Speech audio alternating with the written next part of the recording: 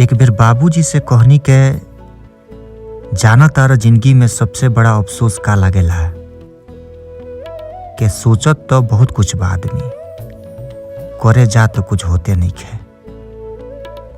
बाबूजी कहले के एकरे के नु कहल जाला के जिंदगी में हर कुछ मेहनत से ना होला, कुछ किस्मतों चाहिए।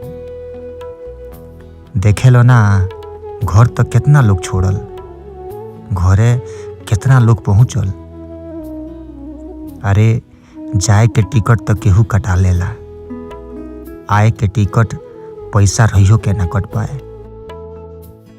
बाबूजी सही कहत रहले हो कि किस्मत अच्छा होखे तो लत छूटेला, आ किस्मत खराब होखे तो घर छूटेला, सब कुछ ना धराला।